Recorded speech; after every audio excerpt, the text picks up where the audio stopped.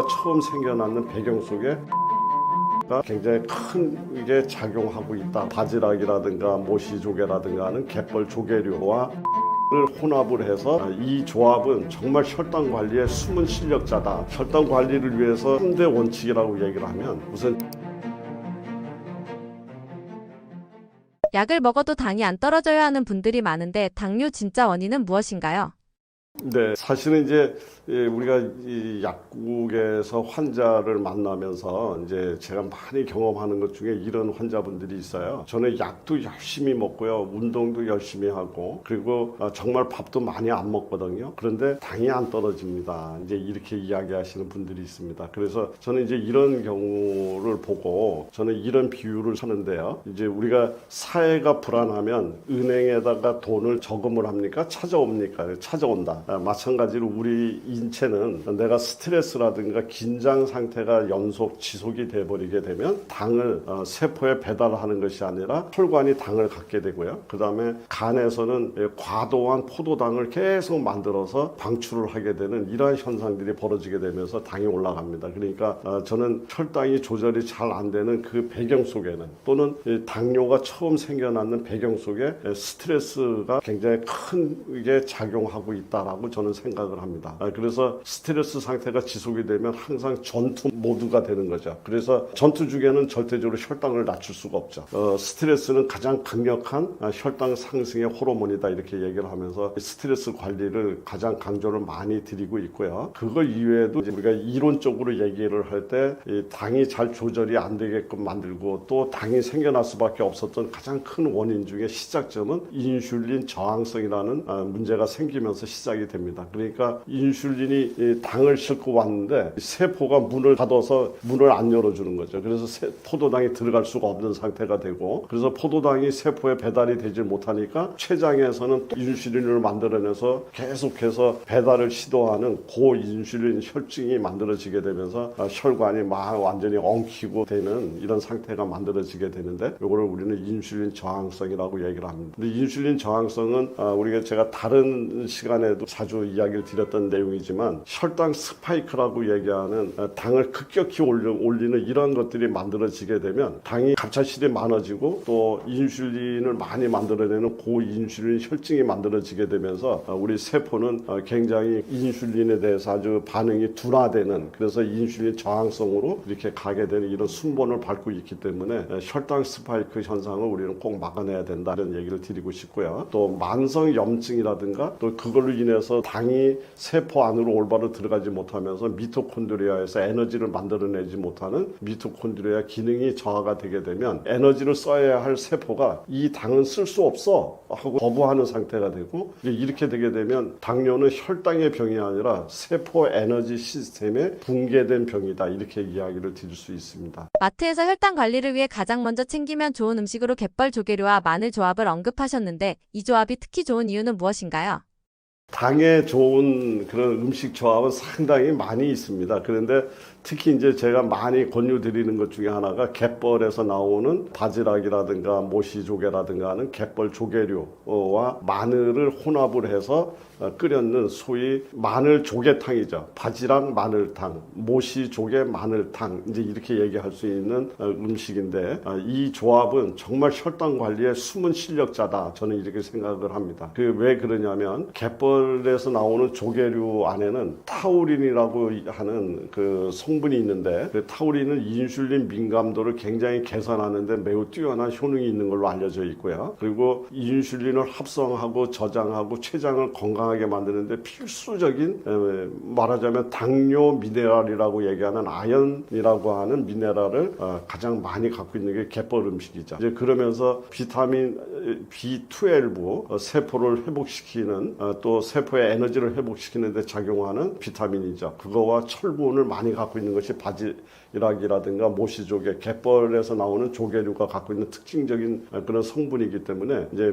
매우 좋다. 그리고 혈당을 올리지 않는 고단백 저당 식품이다라는 관점에서 갯벌의 조개류의 역할을 우리는 정리할 수가 있고요. 여기에 이제 마늘이 합쳐지면서 마늘에 있는 알리신이라는 성분은 간에서 포도당이 생성되는 이것을 억제하는 기능이 있습니다. 됩니다. 만약에 간에서 포도당 생성을 계속하게 되면 어떤 결과가 나오느냐 하면 이 저녁 때보다도 아침에 일어나서 혈당을 쟀는데 혈당이 저녁 때보다 더 높아요. 이렇게 하시는 분들이 있습니다. 이제 이런 분들은 왜 그러냐면 밤새도록 우리 몸 안에서 가장 기본적으로 간이라고 하는 장기에서 우리가 수면 중에 포도당이 부족하지 않은 상태로 우리 몸을 만들기 위해서 간에서 포도당을 신생 계속 포도당을 합성을 해서 혈관에다 이렇게 뿌려서 잠자는 사이에도 세포를 먹여 살립니다. 이것을 포도당 신생 과정이라고 얘기를 하는데 이제 이게 밤에만 그렇게 작업을 하고 끝이 나야 되는데 밤에도 또 아침에 일어나도 이게 꺼지지 않는 공장처럼 그냥 계속해서 포도당을 만들어내게 되면 혈관 안에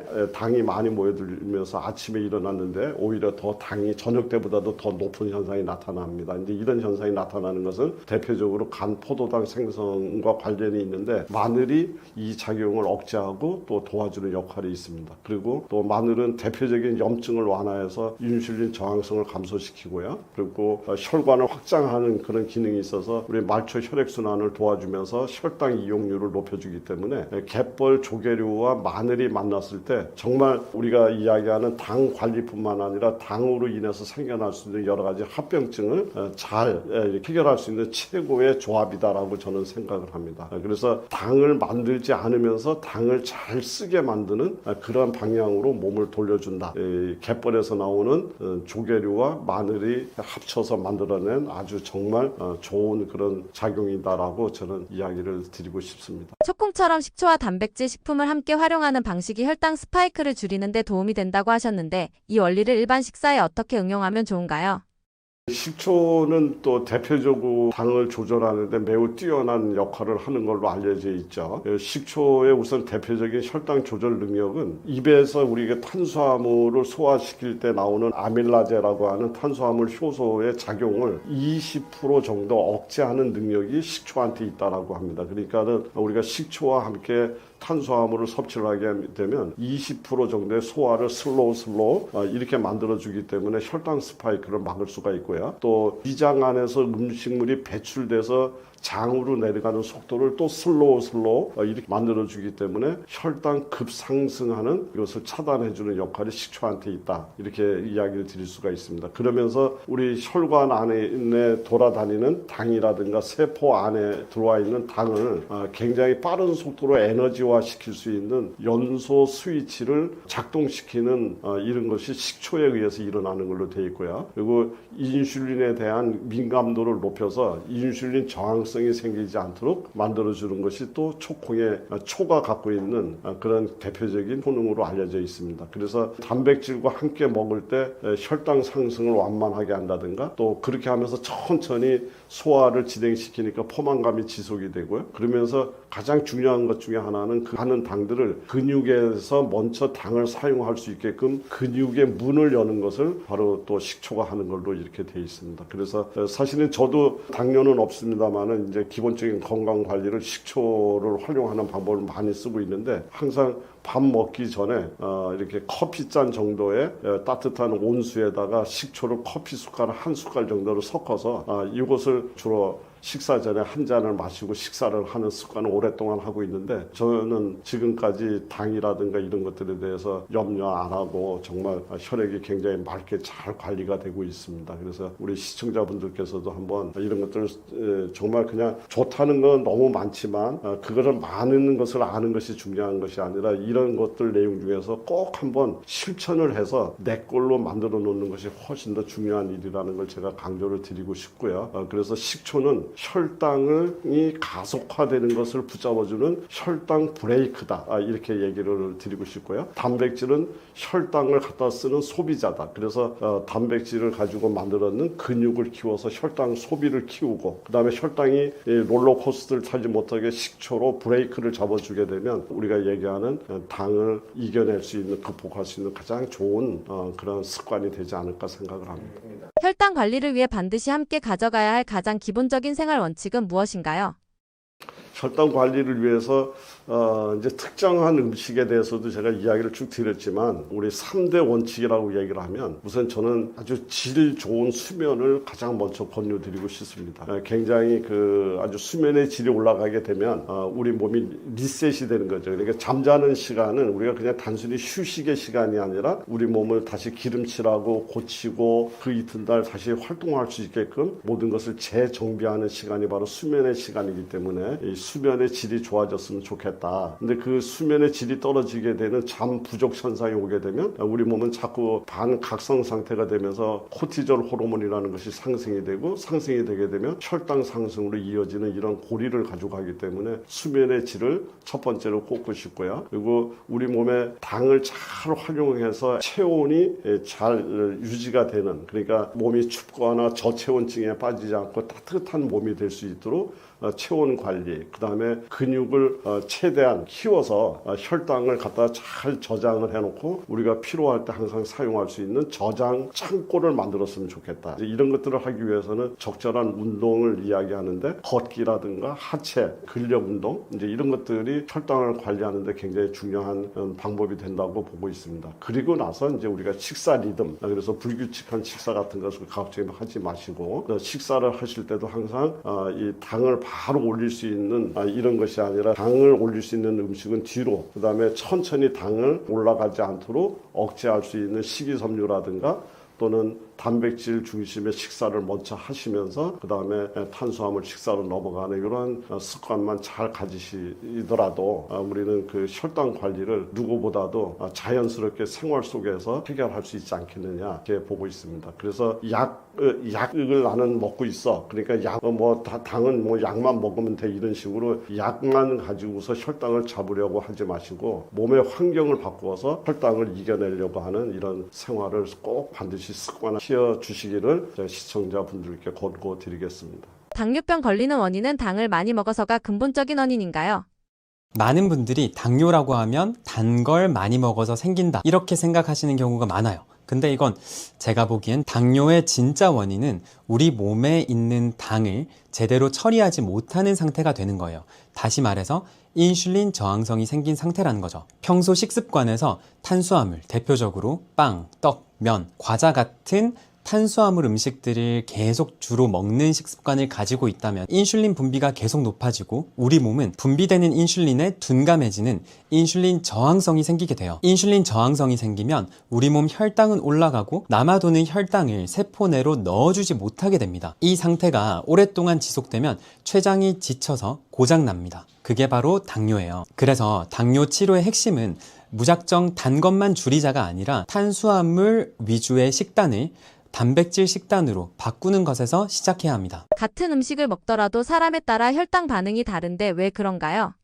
사람마다 똑같은 음식을 먹어도 혈당 반응이 다른 거 진짜 신기하지 않나요? 이렇게 차이가 나는 이유는 몸의 반응 차이 때문인데요. 혈당을 결정짓는 요소가 굉장히 다양해요. 우리 몸의 근육량도 영향을 주고요. 생리 주기도 영향을 주고 수면, 스트레스, 장내 미생물까지 굉장히 다양한 요소들이 혈당에 영향을 줍니다. 먼저 근육량부터 보면 근육이 많은 분들은 혈당을 흡수할 수 있는 공간이 더 많다고 생각하시면 돼요. 그래서 특히 하체 근육량이 굉장히 많고 튼튼한 하체를 가지신 분들의 경우에는 같은 음식을 드셔도 혈당 반응이 훨씬 더 낮게 나타납니다. 그리고 최근에는 장내 미생물, 장내 세균의 구성에 따라서도 혈당 반응이 크게 다르게 나타날 수 있다는 연구 결과도 발표되고 있어요. 특정 사람들의 장내 세균은 탄수화물을 굉장히 잘 분해하고 또 다른 사람의 장내 세균은 지방과 단백질을 잘 분해하다 보니까 같은 음식을 먹어도 다른 혈당 반응이 나타날 수 있는 거죠. 나도 모르게 혈당을 올리는 의외의 음식이 있나요?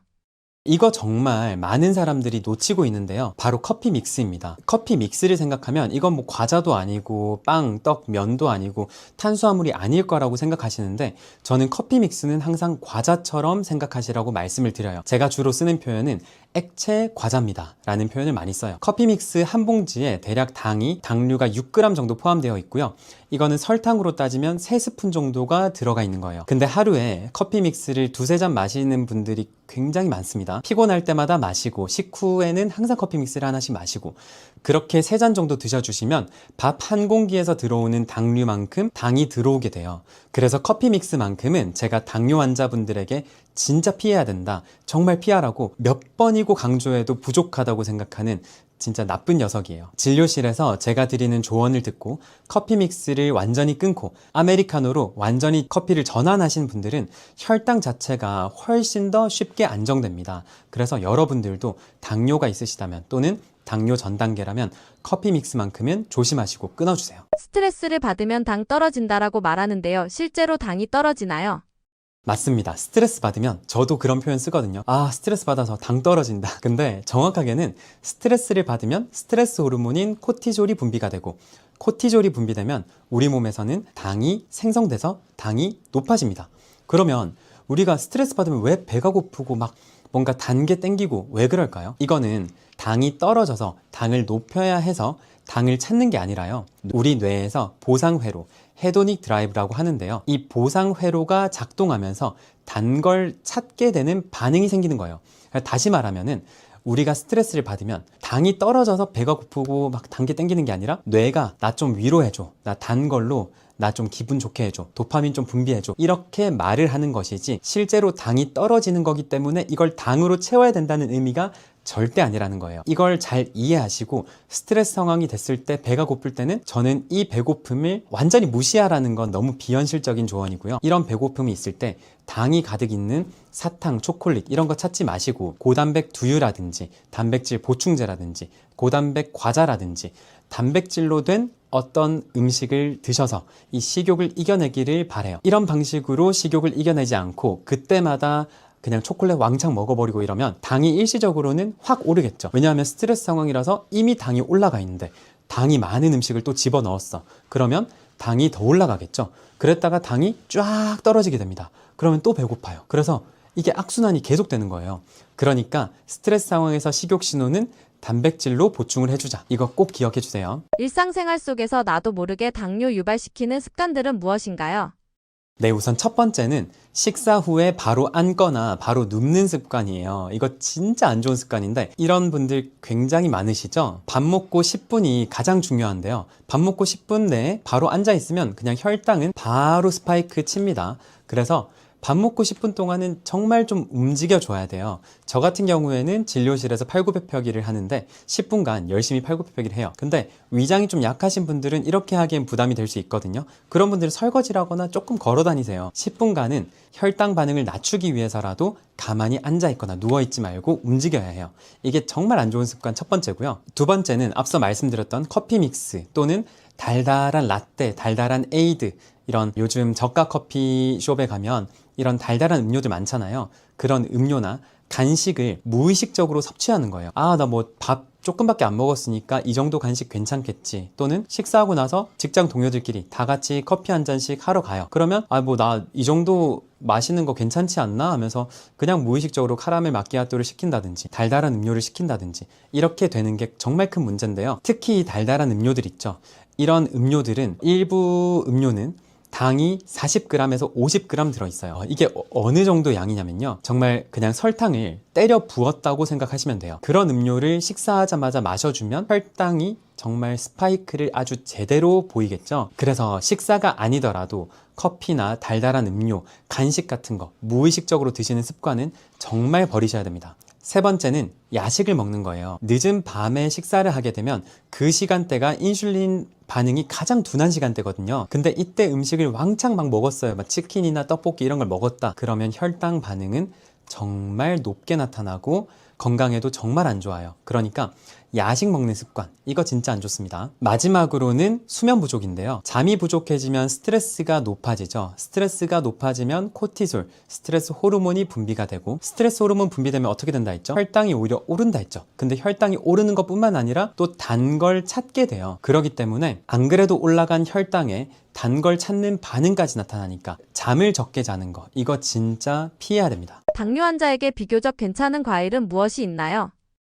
네, 당뇨 환자에게 제가 가장 자주 추천드리는 과일은요, 바로 블루베리인데요. 저도 개인적으로 정말 자주 챙겨 먹는 과일이에요. 일단 혈당 지수가 낮고요, 식이섬유는 높고 안토시아닌과 같은 항산화 성분이 높아서 정말 건강에 좋아요. 혈관 건강에도 좋고요. 인슐린 저항성을 줄이는데도 큰 도움을 줍니다. 특히 블루베리는요. 냉동으로 드시는 게 가성비도 좋은데 건강에도 더 좋다는 사실, 이거 모르시는 분들이 좀 있더라고요. 냉동 블루베리는 세포벽이 깨지면서 안토시아닌의 농도가 더 높아져요. 그래서 얘가 더 가성비인데 근데 건강에도 더 좋습니다. 그러니까 여러분, 너무 비싼 싱싱한 블루베리 찾지 마시고 냉동 블루베리를 마트에서 커다란 거 하나 사가지고 종이컵 반컵 정도, 한 50g 정도로 소분해서 냉동실에 넣어놨다가 먹고 싶을 때마다 꺼내서 드시면 아주 좋은 간식이 됩니다. 한 번에 드실 때는 한 줌, 그러니까 한 50g 정도, 그 정도 이상 양을 드시면 너무 많은 과당이 들어올 수 있기 때문에 50g 이하로 드시는 걸 추천드려요. 한국인들이 유독 당뇨 환자가 급증하는 이유는 무엇이라고 생각하시나요? 당뇨 환자 우리 한국인들한테서 너무 많이 증가했다는 게 사실 응급실에서는 직접적으로 느껴집니다. 예전에 당뇨서 보시는 선생님께서 말씀하시는 거긴 한데, 내과 선생님이 10대에서 당뇨 환자가 오면 예전에는 당연히 10대면 1형 당뇨를 검사를 먼저 했는데 지금은 거의 반반이라고 하더라고요. 1형 당뇨일 수도 있고 2형 당뇨일 수도 있고. 10대에서 2형 당뇨는 저는 상상이 되지 않는데요. 응급실에서는 20대, 30대 2형 당뇨는 많이 봅니다. 근데 예전에는 아예 없었거든요. 당뇨는 당연히 40 넘어야 걸리는 질환이고 20대, 30대의 당뇨 합병증, 예를 들면 심한 구토로 와가지고 당뇨작성 케톤 산증이 처음 발견이 됐다.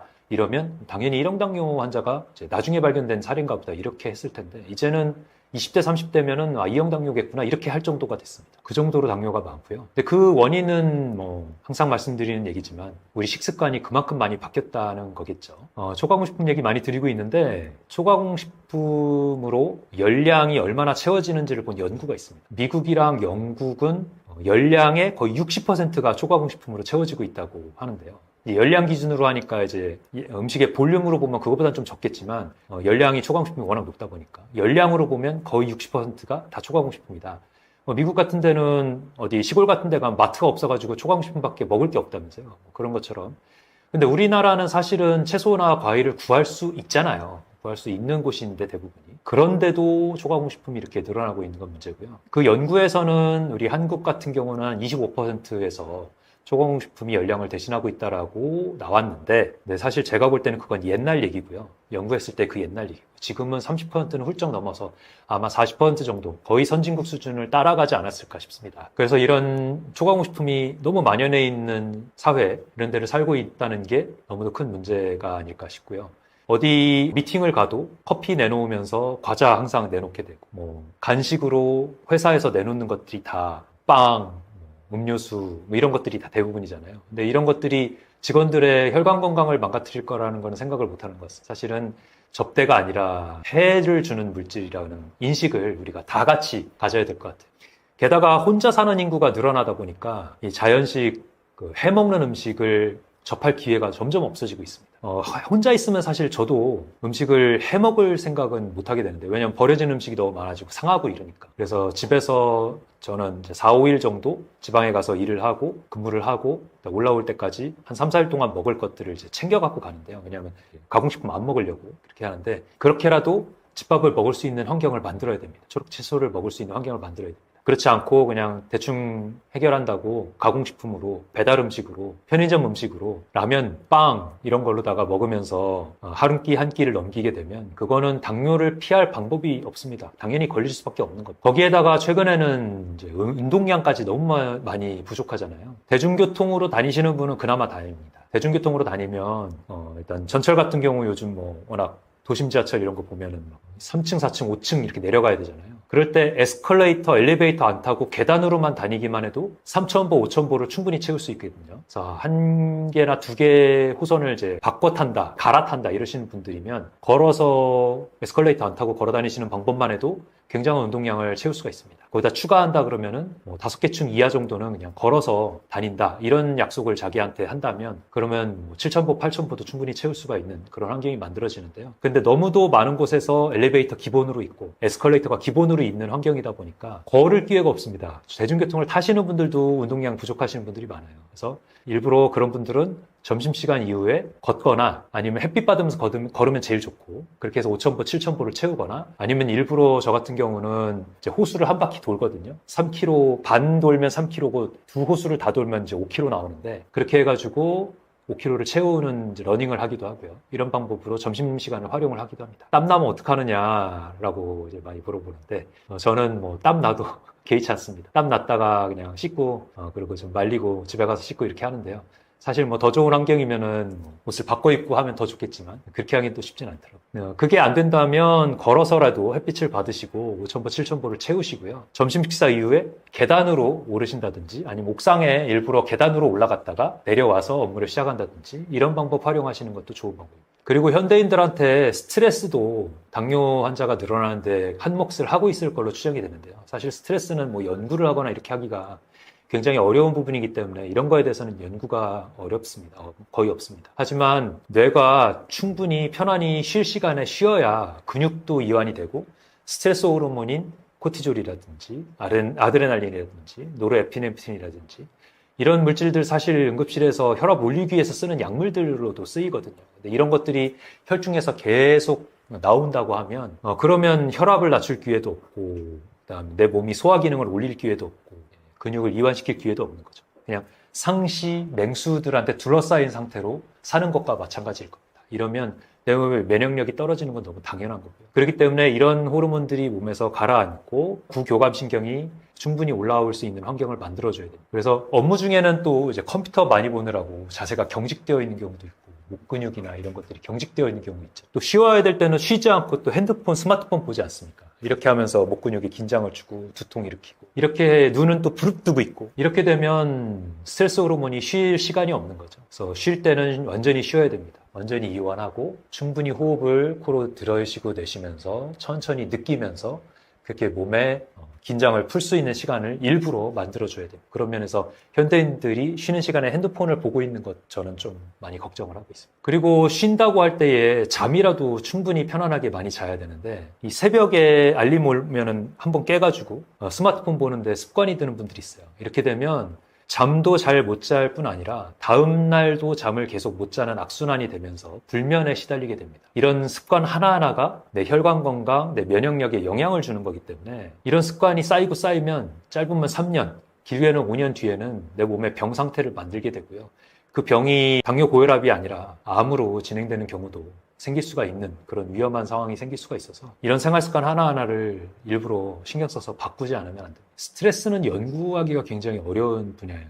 우리 몸에서 뭐 혈중 콜레스테롤 수치를 한 번 잴 수 있지만 연속적으로 잴 수는 없고 혈당처럼 연속 측정기라는 게 있는 것도 아니고 이렇기 때문에 그리고 또 심리 상태를 보는 게 이제 뇌파라든지 아니면은 좀 HRV라 그래가지고 교감신경 항진 상태를 보는 검사나 이런 것들이 있는데 그런 것도 이제 검사하는 데에 한계들이 있고 연속적으로 검사할 수 있는 방법이 없다 보니까 굉장히 연구하기가 어렵습니다. 그래서 심리, 스트레스 이런 걸 가지고는 사실 연구가 거의 없다고 보는 게 맞아요. 일상 속 무심코 넘겼던 당뇨병 증상에는 무엇이 있나요?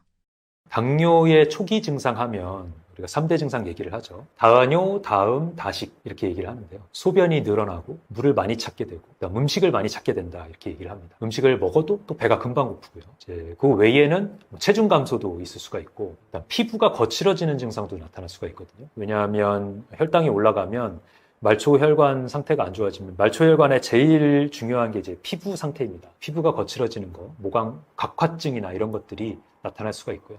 그다음에 심하면은 목 뒤에 있는 피부들이 검고 딱딱하게 변하는 그런 증상들이 나타나기도 합니다. 이런 건 좀 진행되어야 나타나는데 이런 것들이 또 초기 증상이고 그다음 그 외에는 뭐 피로감 아니면 무기력함, 자도자도 졸린 거 아니면 식사 후에 바로 졸린 거 이런 것들도 혈당 스파이크에 의한 증상일 수가 있기 때문에 당뇨의 초기 증상일 수 있고요. 가려움도 피부 건조의 어떤 증상이기 때문에 당뇨의 초기 증상 중에 하나라고 볼 수가 있고요. 상처가 났다가 잘 안 낫는 그런 회복의 지연이라든지 아니면 잦은 감염, 염증 이런 것들도 하나의 증상일 수가 있습니다. 당뇨발의 초기라고도 볼 수가 있을 거고요. 그다음 손발 저림이라든지 감각 이상들도 당뇨병성 말초 신경병의 초기 증상일 수가 있기 때문에 그래서 당뇨병 초기 증상 중에 하나일 수 있고 또 소변에 거품료가 나오는 것도 단백뇨인 경우도 있고 당 자체가 나왔을 때도 거품이 좀 많이 나올 수가 있기 때문에 두 가지 이유에서 거품료도 주의해야 될 증상일 수가 있습니다. 당뇨 예방을 위해서 딱 한 가지 음식만 끊는다면 무엇부터 끊어야 할까요?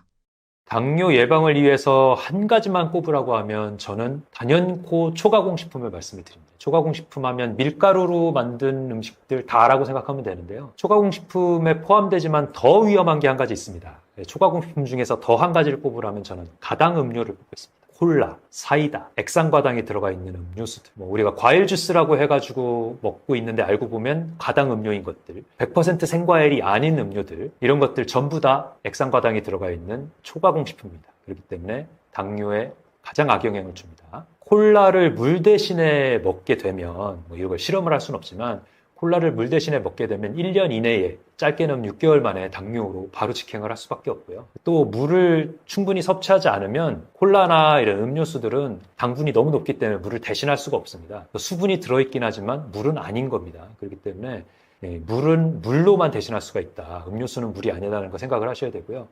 하루에 가당 음료 한 잔씩만 마셔도, 물을 충분히 마시지만 가당 음료를 한 잔씩만 마셔도 이형 당뇨가 25%나 증가한다는 그런 연구도 있습니다. 한 잔만 마셔도. 우리 가당 음료 한 잔은 우습게 생각하잖아요. 그냥 사이다 요만한 거 하나, 콜라 요만한 거 하나, 그냥 음료수, 아메리카노 먹어도 쉽게 이렇게 액상과당 2번 뚝뚝 뿌려서 먹기도 하고. 이런 것들 하나하나가 당뇨를 일으키는 습관입니다. 그래서 가공당은 절대 피해야 된다. 특히 액상과당을 포함한 가당 음료는 절대 피해야 된다라는 말씀을 드리고 싶습니다. 이 가당이라는 게 이 액상과당이라는 걸 말하는데, 액상과당이라는 게 콘시럽이거든요. 옥수수를 가공을 해가지고 당만 뽑아서 만드는 건데, 그렇다 보니까 혈당을 엄청 빨리 올리는 역할을 하고요. 그 다음에 이 콘시럽은 과당이라고 하는 거는 포도당과는 조금 다릅니다. 포도당과 설탕이 섞여 있다고 보면 되는데, 이 과당은 간에서 한번 대사를 해야지 포도당이라는 열량으로 바뀌어요. 간에 악영향을 한 번 더 줍니다. 그리고 지방으로 더 빨리 바뀌고요. 그런 의미에서 지방간을 더 많이 일으키기도 하고, 흡수가 빨라서 생기는 문제도 있고, 두 가지로 한꺼번에 악영향을 주기 때문에,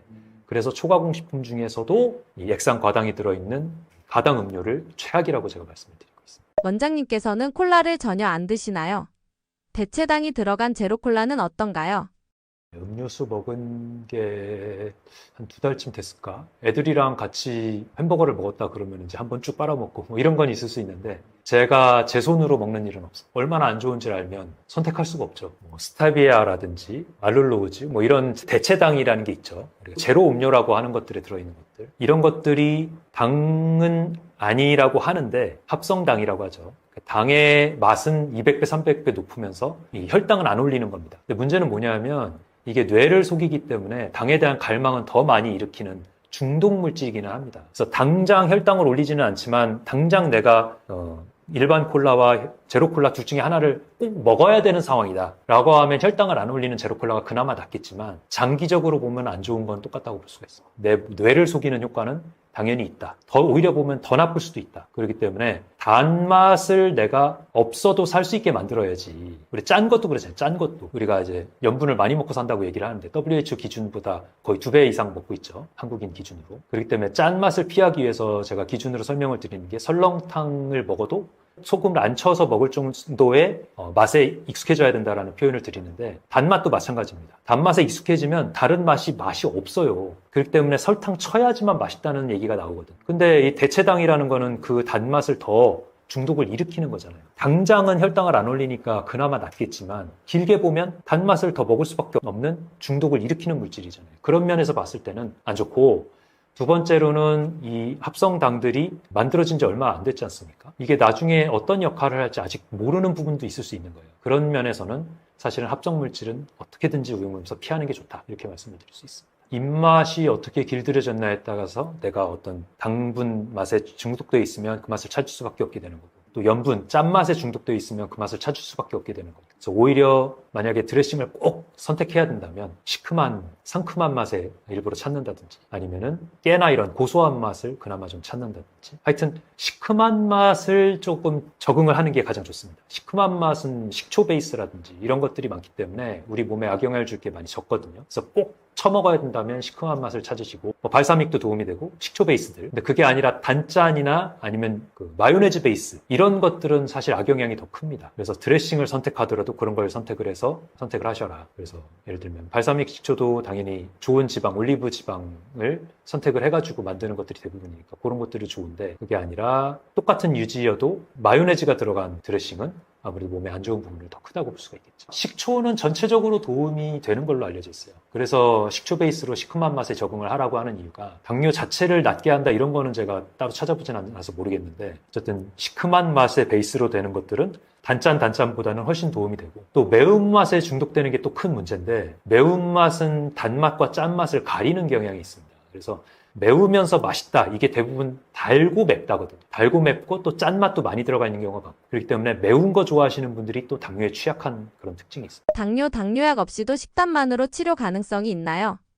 충분히 치료가 가능합니다. 제가 여기서 말씀드리는 치료는 약을 먹어서 당을 낮추는 치료의 상태를 얘기하는 게 아니라 약이 없어도 내 몸의 혈당 상태가 100 이하로 유지되는 상태를 말하는 겁니다. 하지만 식습관 바꿨다고 바로 약을 끊는 건 금물이고요. 당을 낮춰서 주치의 선생님이 봤을 때 당약을 끊어도 되겠다고 판단을 받는 게 원칙입니다. 그러려면 내가 당 상태를 병원 가서 체크만 하는 게 아니라 평소에 자주 체크해 봐야 되겠죠. 그래서 주치의 선생님한테 미리 식습관 변경한다고 말씀을 드리고 BST라고 하죠. 당 체크 찔러가서 체크하는 거를 하루에 최대 4번 하는 게 가장 좋고 안 되면 아침에 한 번이라도 해서 그걸 기록을 해서 책자로 만들어서 가져가면 지금 식생활 바꾸고 나서 당이 잘 조절이 되고 있군요. 이런 얘기를 들으신다면 약을 줄이다가 끊을 수가 있습니다. 하지만 더 좋은 방법은 연속 혈당계라는 게 있거든요. 우리 팔에다가 이렇게 꽝 하고 찍어가지고 이 안에다가 침을 하나 받고 2주 동안 혈당을 연속으로 측정하는 기계가 있는데요. 그걸로 재면은 그래프로다가 내가 무엇을 먹었을 때 당이 얼마나 올라가고 평소에 혈당이 어떻게 유지가 되는지를 한눈으로 그래프로 볼 수가 있기 때문에 요거를 가지고 주치의 선생님이랑 상의를 하면 더 빠르게 약을 조절할 수 있는 좋은 방법이 됩니다. 1형 당뇨는 의료보험이 되는데요. 아쉽게도 2형 당뇨는 의료보험이 되지 않기 때문에 자기 비용 내고 하는 방법밖에 없습니다. 좀 비싸긴 합니다. 18만 원 정도 하는 걸로 알고 있습니다. 원장님이 추천하시는 당뇨에 좋은 음식이 있나요? 당뇨에 좋은 음식 하면 많은 분들이 여주 어떠냐 뭐 이렇게 물어보시는데 사실 생활 습관 그대로 두고 여주 하나 먹는다고 당이 싹 낫는다 이런 거 없습니다. 그렇게 해서는 말짱 도루묵이고요. 당연히 좋은 생활 습관 바꾸고 거기다 여주를 먹으면 좋겠죠. 그렇게 해야 되는 거고요. 좋은 습관을 구해 먹는 것보다 훨씬 좋은 건 나쁜 음식을 멀리 하는 겁니다. 그래서 좋은 음식을 알아야 되는데요. 내 식탁을 나쁜 음식을 배제하고 좋은 재료들로 채워야 되는데요. 그러려면 통곡물과 잡곡을 얘기를 할 수밖에 없습니다. 현미, 귀리, 보리 이런 정제된 흰 쌀밥보다는 식이섬유가 풍부하고 비타민, 무기질, 섬유질이 가득 들어있고 단백질도 들어있는 그런 통곡물, 우리 주위에는 현미를 강력하게 추천을 드릴 수밖에 없고요. 또 빵을 꼭 먹는다면 통밀빵을 구해 드시면 좋은데 흰빵 대신에 통곡물이 100% 들어가 있는 통밀빵 선택을 해야 되는데요. 빵이 잘 되지 않거니와 맛도 모양도 많이 떨어지기 때문에 시판되는 게 거의 없어서 구하기 쉽지 않으실 겁니다. 그래서 현미밥 말고는 거의 대안이 없다라고 표현을 하는 게 사실입니다. 그 다음으로는 섬유질이 풍부한, 식이섬유가 풍부한 채소들을 말씀을 드려야 되는데요. 녹색 채소를 제가 강행조를 많이 드리죠. 브로콜리라든지 시금치라든지 깻잎, 상추 같은 쉽게 볼 수 있는 그런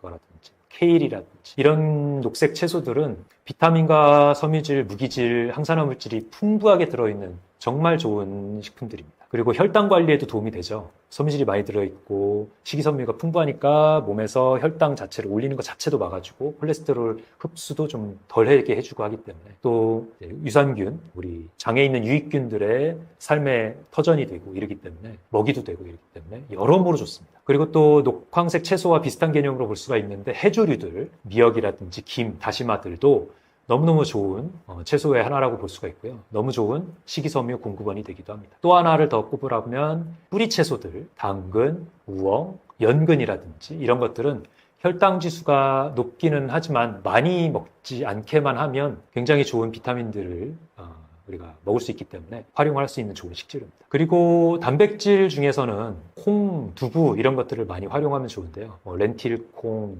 강낭콩, 병아리콩 이런 것들은 우리가 단백질이 풍부하고 혈당 조절에 도움이 되는 식품이기 때문에 식재료로서 많이 활용을 하면 좋고요. 또 오메가3 많이 들어있는 식재료로서 통깨랑 아마씨를 많이 말씀을 드리지만 생선들도 최대한 좀 작은 생선들 중심으로 해서 활용을 하시면 오메가3가 많이 들어있어서 당뇨에 좋은 음식이라고 또 볼 수가 있습니다. 또 우리가 붉은 육류보다는 화이트 머스를 많이 먹으라고 하죠. 닭고기, 생선 이런 것들이 도움이 된다고 하는 이유가 지방이 적은 닭가슴살 같은 경우는 단백질 보충원으로 좋은 하나의 대안이 될 수 있기 때문에 활용을 하시면 도움이 되고요. 그다음에 달걀, 계란 같은 경우도 오메가3가 풍부한 난각번호 1번, 2번 정도의 계란이라면 양질의 단백질과 비타민 B군, C군이 많이 들어있고 레시틴 같은 치매 예방에도 도움이 되는 성분들이 들어있어서 활용을 하실 수가 있어서 좋습니다. 건강한 지방 차원에서도 계란이 들어가고 또 견과류도 포함이 되는데요. 아몬드, 호두, 캐슈넛 이런 불포화 지방산이 풍부하고 식이섬유가 풍부한 그런 견과류들 활용할 수가 있고요. 또 아보카도 많이 말씀을 드리는데 단일 불포화 지방산이 풍부하고 그리고 또 올리브 오일 중에서는 올리브 활용을 하시면 좋습니다. 요리할 때에 포화지방이 많거나 아니면 트랜스 지방으로 많이 변환시킬 수 있는 식물성 기름보다는 가열 최대한 안 하고 튀김 최대한 안 하는 올리브 오일을 살짝 둘러서 먹는 것을 추천을 드립니다.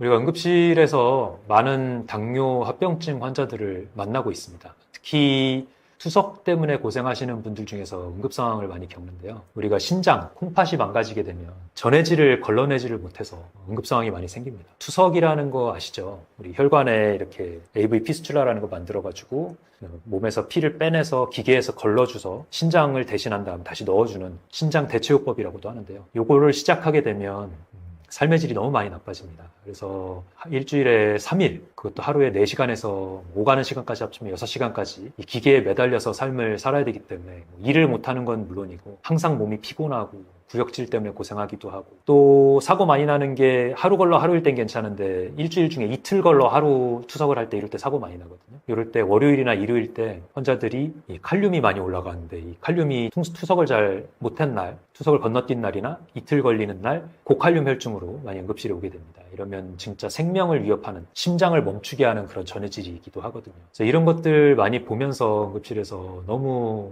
당뇨의 무서움을 많이 봐왔고요. 또 두 번째 합병증으로 이제 망막병증, 눈 안 보이는 망막병증도 너무 심각한 합병증이고 또 당뇨발, 발 썩어 들어가는 거 있잖아요. 피부에 상처가 나도 모르기 때문에 항생제가 들어가도 잘 작용을 못하기 때문에 열심히 소독하고 치료해도 계속 썩어 들어갑니다. 이런 것들이 우리 삶의 질을 얼마나 망가뜨리는지를 저는 응급실에서 19년 동안 보아왔기 때문에 당뇨가 저는 에이즈보다도 무서운 질환이라고 얘기를 하거든요. 에이즈도 처음에 면역결핍 시작돼가지고 바로 죽는 질환 아닙니다. 20년 동안 합병증이 쌓이고 쌓여서 죽죠. 근데 에이즈는 무섭다고 하고 그런데 B형 간염 이런 것들 무섭다고 하죠. 간염에서 간암으로 가기도 하고 무섭다고 하는데 근데 그런 만성질환은 무서워하면서 왜 당뇨는 무서워하지 않습니까? 저는 고혈압, 당뇨도 그 정도로 무서운 질환이라고 생각을 합니다. 물론 이 약을 먹으면 당 올리는 걸 막을 수 있으니까 당장 응급 상황을 미룰 수가 있어서 그래서 덜 무서워하시는 걸 수 있는데 그런데 치료가 안 되는 건 똑같습니다. 식습관, 생활습관을 바꾸지 않으면 근본 완치가 되는 게 아닙니다. 그냥 당뇨의 합병증을 미루는 것 뿐입니다. 조금씩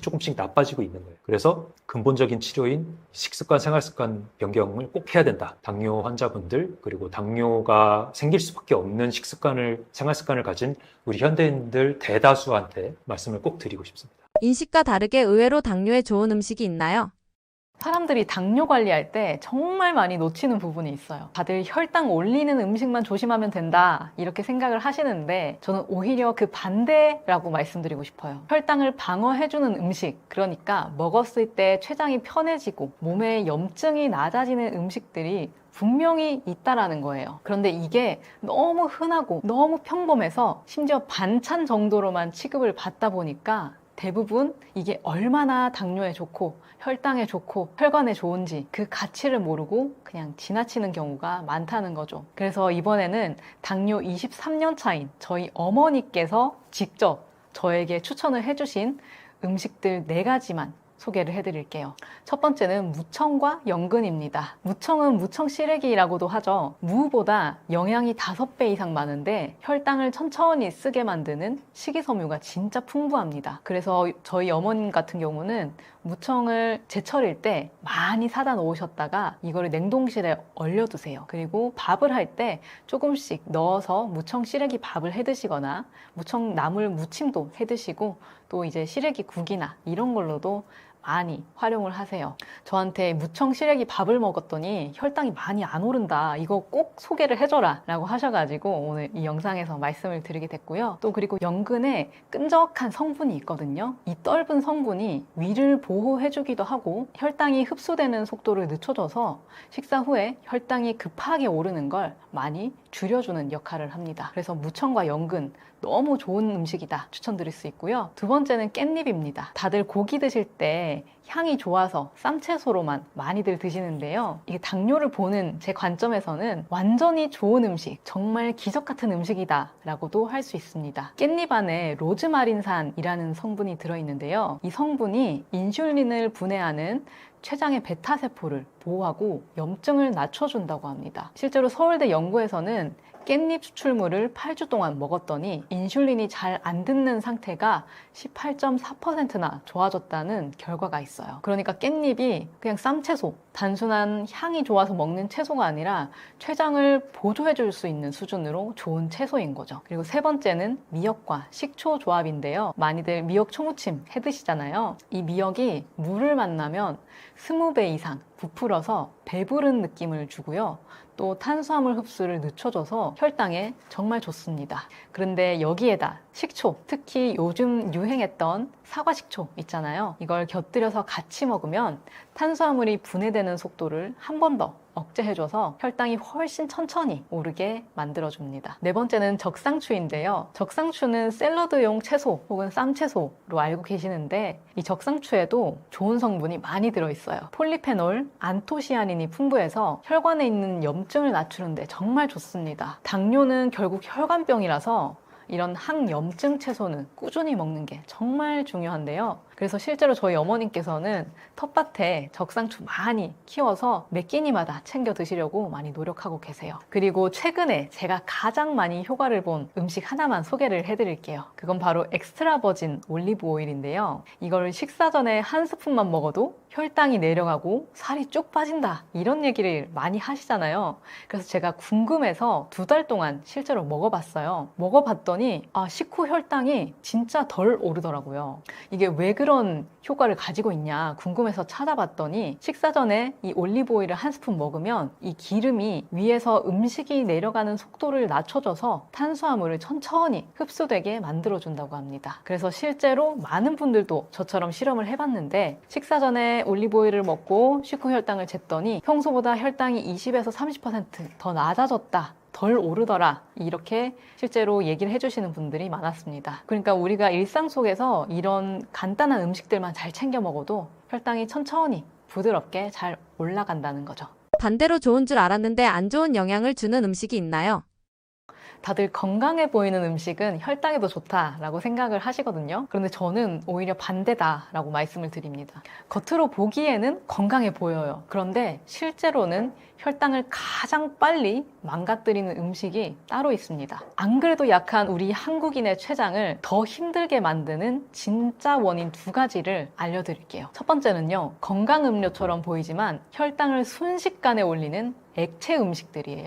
이 액체 음식이 왜 안 좋냐 하면은 씻는 과정이 없이 바로 몸에 들어가잖아요. 그리고 바로 흡수가 되기 때문에 딱딱한 음식보다 혈당을 훨씬 더 빠르게 올려요. 이게 먹는 저희는 달달하니까 좋지만요. 췌장 입장에서는 갑자기 폭풍이 쏟아지는 거랑 같아요. 대표적인 게 선식인데요. 우리 어르신들 중에 아침에 밥을 먹기가 조금 힘드신 분들은 이제 선식을 건강식이다라고 생각을 하고 드시는 경우가 많은데요. 그런데 곡물을 갈아버리는 순간 섬유질이 완전히 사라지면서 흡수 속도가 굉장히 빨라집니다. 건강하다고 생각하고 믿었는데 이게 건강식이 아니라 액체로 만든 탄수화물 폭탄 덩어리인 거죠. 그러면 시판 과일 주스는 또 어떨까요? 이거는 사실 말할 것도 없습니다. 그럼 직접 갈아 마시는 주스는요? 이것도 안전하지 않아요. 케일 주스, ABC 주스, 샐러리 주스 요즘 많이 좋다고들 유튜브에 많이 나오는데요. 사실 재료가 좋은 건 맞지만 우리 당뇨 환자분들은 혈당을 관리하셔야 되는 분들은 이거 조심하셔야 됩니다. 왜냐하면 아무리 좋은 재료가 있어도요.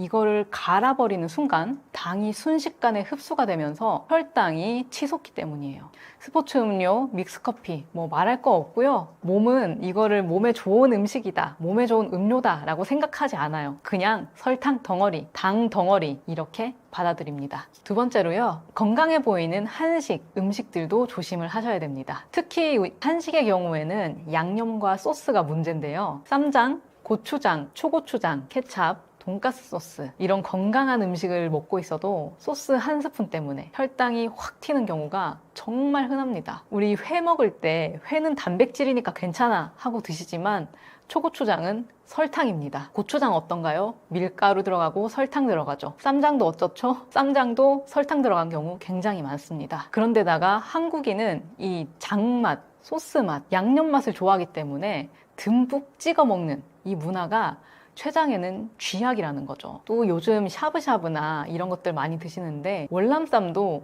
사실 좋아 보이지만 라이스페이퍼는 탄수화물이거든요. 그래서 월남쌈이 왜 안 좋다고 그러냐 하시는 분들 많은데요. 이 정체를 알게 되면 월남쌈도 조심해서 먹어야 되는구나 라고 생각을 하실 수밖에 없습니다. 탄수화물을 먹는 건데 거기다가 정제된 탄수화물이기 때문에 설탕이 많이 들었다, 당이 많다 라고 생각을 하셔야 된다는 거죠. 또 이건 김밥도 많이들 야채가 들었으니까 좋지 않냐 라고 생각을 하시는데 사실 김밥 쌀 때 쌀이 70% 이상이잖아요. 그리고 김밥은 후다닥 빨리 먹을 수 있기 때문에 혈당이 더 급하게 오를 수도 있습니다. 이제 겨울에 여행 가시는 분들 많은데 물회 드시는 분들 많을 거예요. 회는 좋아요. 그런데 이거는 육수랑 초고추장이 문제예요. 육수 자체에 당분이 많고 여기에 면까지 넣으면 탄수화물 폭탄입니다. 그러니까요, 이거 건강한 음식이지 라고 생각은 하지만 그게 혈당에도 건강한가? 그건 아니라는 거죠. 그래서 오히려 건강해 보이는 음식이 혈당을 더 위험하게 만든다 라고 생각을 하시고 평소에 드시는 것들을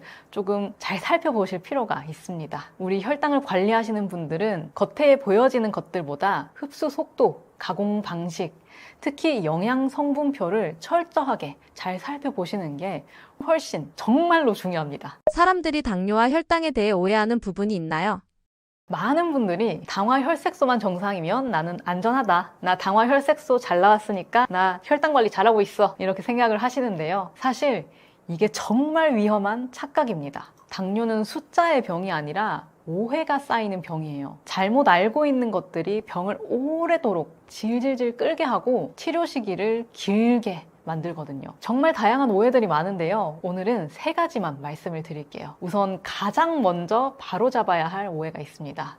바로 혈당이 조금만 올라가도 큰일 난다, 그 불안감이에요. 많은 분들이 식후 혈당 수치에 너무 집착해가지고 하루 종일 스트레스를 받아요. 그런데 솔직히 말하면요, 살아있는 사람이라면, 내가 무언가를 먹긴 했다면 누구나 오르내리는 게 정상이잖아요. 그 숫자 하나가 문제가 아니라 높아진 혈당이 얼마나 오래 유지되는가, 그리고 그 과정에서 혈관이 얼마나 손상되느냐, 그게 핵심이에요. 당뇨는 고혈당이 병이 아니라 혈관이 공격당하는 병이다. 이거를 확실하게 아셔야 합니다. 그리고 두 번째 오해는 바로 나는 당화혈색소만 좋으면 괜찮다라는 믿음입니다. 당화혈색소는 지난 2-3개월 평균 혈당을 보여주는 거잖아요. 그래서 중간에 혈당이 160, 180, 200 이렇게 출렁출렁여도 이거를 잡아내지는 못합니다. 겉으로는 정상처럼 보이고 실제로 보면 수치가 잘 나오니까 나는 건강하나 보다 라고 생각을 하지만 실제로 몸속에서는 전쟁터일 수도 있어요. 혈당이 폭발하고 인슐린 많이 나오고 췌장이 계속 과로를 하고 있을 수도 있는 거죠. 그래서 당화혈색소만 좋다고 해서 혈당 스파이크가 없다라는 의미는 절대 아닙니다. 3번째로 정말 흔한 착각이 있는데요. 나는 마른 체질이니까 당뇨란 상관없다, 이겁니다. 많은 분들이 정말 이렇게 믿고 계세요. 정말 놀라운 게요, 한국인 당뇨의 절반은 마른 당뇨라는 거예요. 한국인은 원래 췌장이 작고 인슐린을 만드는 능력도 서양인보다 36%나 낮거든요. 그래서 체중이 조금만 늘어도, 스트레스만 받아도, 잠을 하루만 못 자도 혈당이 금방금방 튀게 됩니다. 몸무게가 적다고 안전하다? 절대 아니라는 거죠. 그래서 당뇨에 대해서 그리고 혈당에 대해서 많은 분들이 가지고 있는 가장 큰 오해가 뭐냐라고 하면은 혈당 숫자만 잘 관리하면 된다 이 생각입니다. 근데요, 한국인의 당뇨는 단순히 숫자의 문제는 아닙니다. 훨씬 복잡하고 훨씬 많은 문제 요소들을 가지고 있어요. 음식뿐만 아니라 췌장, 인슐린, 혈관, 염증, 간, 심장 등 모든 것들을 잘 관리를 해줘야 돼요. 그러니까 훨씬 복합적이고 종합적인 문제라고 봐야 한다는 거죠. 그래서 이 모든 부분들을 하나씩 바로잡을 생각을 하지 않고 혈당 높다, 혈당 낮다, 이건 혈당에 좋대 이런 것만 쫓아다니다 보면요, 정말 중요한 건 놓치고 결국에는 그냥 매번 걱정만 하게 되는 일상을 보내게 될 수도 있습니다. 그래서 저는 항상 이렇게 말씀을 드려요. 당뇨는 절반이 오해에서 시작되고 오해를 바로잡는 것만으로도 절반 이상 좋아질 수 있다라고요. 과당이 다이어트에 더 해로운 이유는 무엇인가요? 과당은 혈당을 안 올리니까 괜찮다 이렇게 생각하시는 분들 많은데요, 겉으로 보기에는 맞는 말 같아요. 근데 사실은 절반만 맞고 나머지 절반은 진짜 큰 문제가 될 수도 있어요. 과당은 포도당처럼 혈당을 빠르게 올리지는 않아요. 그래서 많은 분들이 이제 과당은 괜찮다라고 생각을 하시죠. 근데 이게 함정입니다. 과당은 혈당을 건드리지 않는 대신 더 조용하고 위험하게 몸을 망가뜨리거든요. 포도당은 근육이랑 간으로 나눠서 들어가게 되지만 이 과당은 이 과정이 없어요. 바로 간으로 직행하게 돼요. 그러면 간은 어떨까요? 간은 이 과당을 한꺼번에 많이 받아들이면 선택지가 없어요. 주는데 받아야죠, 뭐 어떡해. 그래서 조금만 처리하고 나머지는 이제 중성지방으로 만들어버리는 거예요. 그래서 과당을 많이 먹을수록 지방간이 빨리 생기고 내장지방이 빠르게 쌓이고 혈중 중성지방이 올라가고 인슐린 저항성이 더 빨리 생기게 됩니다. 그래서 혈당은 괜찮아 보이는데 몸은 더 빨리 무너지는 이유가 바로 여기에 있는 거죠. 또 한 가지 중요한 점이 있는데요, 과당은 포만감을 만들지 않아요. 과당은 배부르다라는 느낌을 주지 않는다는 거예요. 이제 포도당 같이 빵, 떡, 면 이런 탄수화물을 먹으면 인슐린, 렙틴이 올라가면서 배부르다, 뭐가 들어왔네, 이런 신호를 뇌가 받게 되거든요. 그러면 이제 배가 부르니까 그만 먹어야지 이런 생각을 하게 되는데, 과당은 칼로리는 많은데 들어온 양은 많은데 그런데도 이 신호가 안 가요. 그러니까 배가 부르다 이런 것들을 느끼지 못하니까 더 먹게 되고 더 먹어도 되겠지, 아직 많이 안 먹었으니까 더 먹어도 되겠지 하면서 과식하게 되고, 그러다 보니까 지방이 축적이 되고 그게 당뇨 전 단계의 출발점이 되는 거죠. 특히 아직도 많은 분들이 말린 과일도 과일이니까 괜찮다 이렇게 생각하고 드시는데요, 겉으로 보기에는 과일이니까 괜찮아 보여요. 그런데 이 말린 과일은 당이 엄청나게 농축된 거라서 지방간을 정말 빠르게 만드는 음식 중에 하나입니다. 이거는 과당 중에서도 그냥 혈당 폭탄이다 생각하시면 돼요. 그래서 많은 분들이 이제 과일을 식사 후에 후식으로 드시곤 하는데요, 식사 후에는 사실 우리가 음식을 많이 먹었기 때문에 몸에서도 에너지가 충분하거든요. 그래서 그 후에는 드시지 않는 거를 저는 권유드립니다. 왜냐하면 식사 후에 과당이 들어오게 되면 간은 그대로 지방으로 바꿔놓는단 말이죠. 그래서 공복 혈당 괜찮고 식후 혈당 괜찮게 나오는데 지방간이 생겼어요. 혈중 콜레스테롤이 높아졌어요. 이렇게 말하는 이유가 바로 이 이유일 수도 있는 거예요. 이런 분들은 특히 이제 식사 과일, 말린 과일 이런 것들을 꾸준히 드시면 지방간이 자꾸 쌓이게 될 수 있습니다. 정리하자면 단맛과 혈당에 대한 가장 큰 오해는 혈당만 안 올리면 괜찮지 라는 생각인 거예요. 그런데요, 이 대사 건강, 이 당뇨는 혈당 숫자 하나로 결정되지 않아요. 과당은 혈당을 올리지 않으면서도 혹은 올릴 수 있음에도 지방, 간, 인슐린, 장내 미생물까지 몸 대사를 전체적으로 무너뜨릴 수 있기 때문에 가장 조용하면서도 가장 위험한 요소라고 볼 수 있는 거죠. 그래서 저는 이렇게 말씀드리고 싶어요. 그러면 과일을 못 먹는 거예요? 당뇨 환자는 먹지 말라는 거예요? 저는 혈당이 걱정되지만 과일 좋아하는데 먹지 말라는 거예요? 이렇게 생각하실 수도 있는데요, 정 드시고 싶으시다면 저는 식사 후가 아니라 운동 전이나 운동 후에 적정량을 드셔라 라고 말씀드리고 싶습니다. 그래서요, 단맛이 나는 과일 무조건 나쁘다 라고 보지 마시고요, 단맛이 지금 어디로 가고 있을까? 간으로 갈까? 아니면 근육으로 갈까? 이 부분을 한 번만 생각을 해보시면 좋겠습니다. 그러면 지금보다는 훨씬 더 건강한 선택을 쉽게 하실 수 있을 거예요. 일상생활 속에서 나도 모르게 당뇨 유발시키는 습관들은 무엇인가요?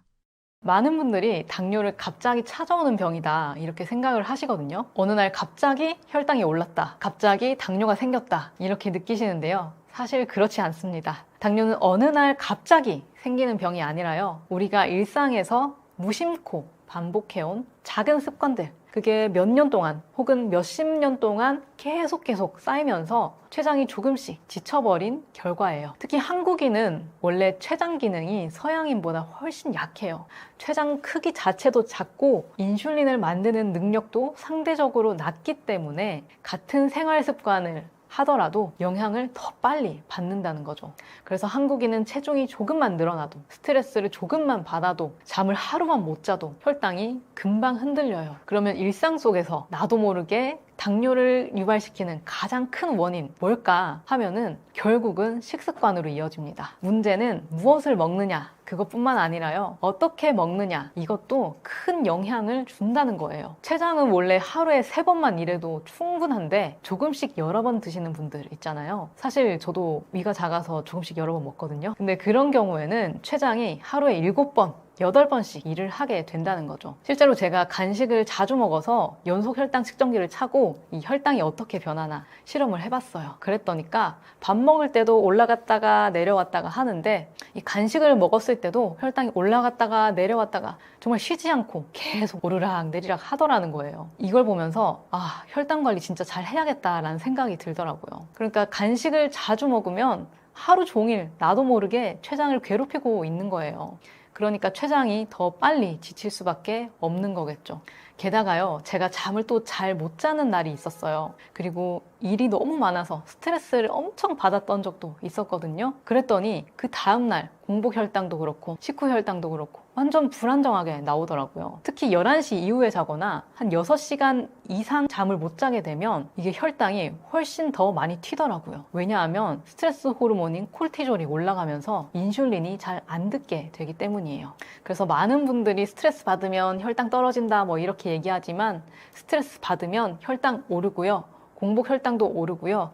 혈당 스파이크도 훨씬 쉽게 옵니다. 그래서 밥도 잘 챙겨 먹어야 하고 잠도 잘 자야 하고 운동도 열심히 해야 합니다.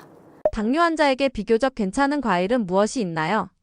당뇨 23년 차인 저희 어머님께서도 괜찮다라고 얘기하는 과일들 대표적으로 4가지만 알려드릴게요. 첫 번째는 베리류입니다. 딸기, 블루베리는 혈당 부하 지수가 정말 낮고요. 식이섬유도 풍부해서 혈당이 천천히 오릅니다. 특히 블루베리는 안토시아닌이라는 항산화 성분이 많아서 대사 건강에도 도움이 되는데요. 당뇨 23년 차인 저희 어머님께서도 맘 편히 드시는 과일 중에 하나예요.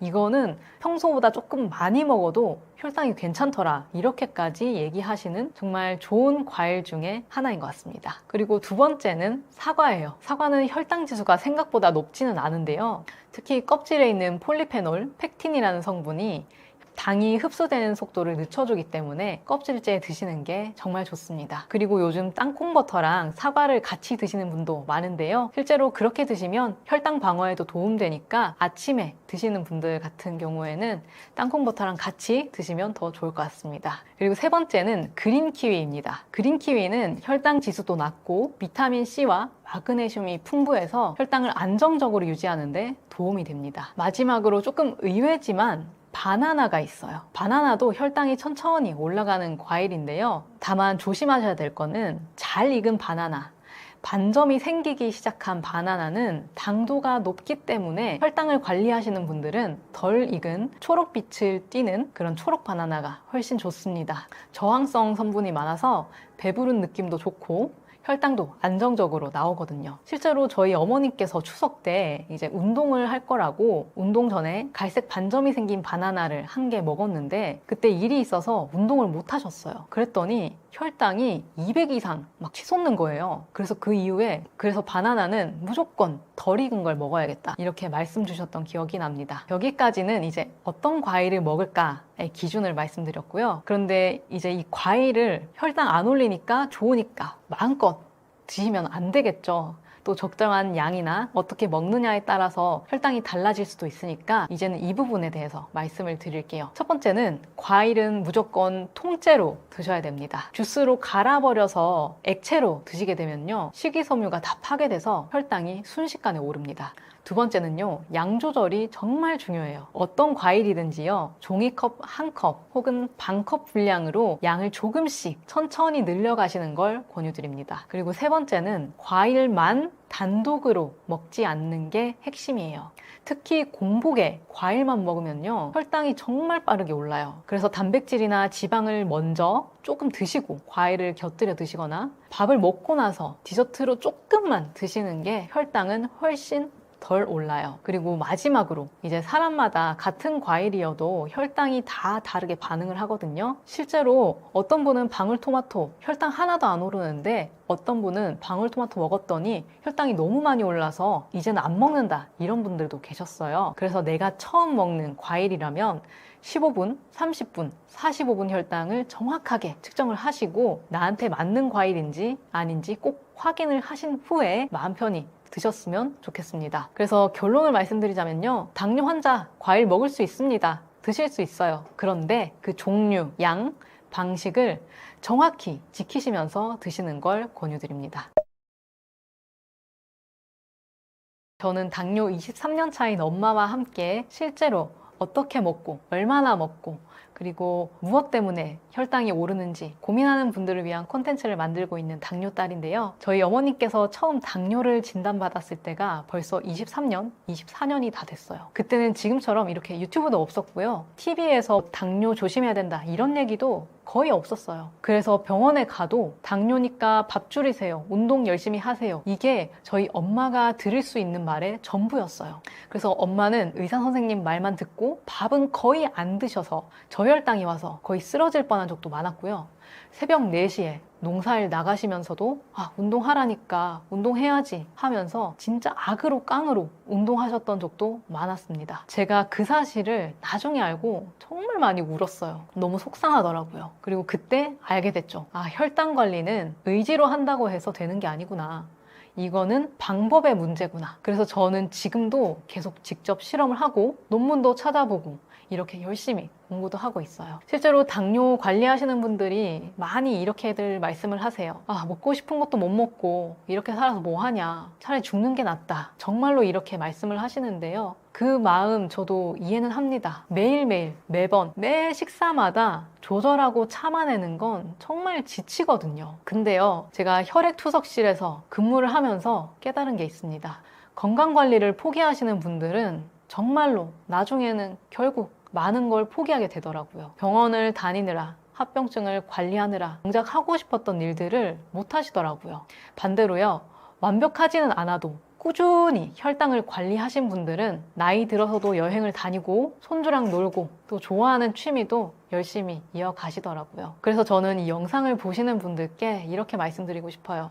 완벽하게 관리하지 않아도 괜찮아요. 오늘 내가 할 수 있는 만큼만 일단은 해보세요. 그게 결국 나를 위한 가장 큰 선물이 될 거고요. 여러분을 사랑하는 가족들이, 사람들이 가장 그걸 간절하게 바라고 있을 거예요. 저는 여러분들이 포기하지 않으실 거라고 믿어요. 힘들면 혼자만 고민하지 마세요. 혈당, 고지혈증, 고혈압, 이런 힘든 문제들 혼자 떠안지 않으셔도 됩니다. 당뇨 23년 차인 엄마가 조금이라도 더 건강해지길 바라는 마음을 담아서 영상을 올리고 당뇨에 좋은 제품들도 추천을 해드리고 실제로 어떤 게 더 좋은지 제 몸을 통해서 실제로 혈당 실험도 하고 있으니까요. 혹시라도 도움이 필요하거나 당뇨가 있는 분들과 다른 고지혈증, 고혈압 이런 질병이 있는 분들과 소통하고 힘을 얻고 싶다면 당뇨딸 채널로 한번 와주세요. 저랑 함께 다시 건강해지는 하루하루 만들어 가시면 될 것 같습니다. 앞으로도 더 좋은 내용으로 찾아뵙겠습니다. 영상 시청해주셔서 감사드려요.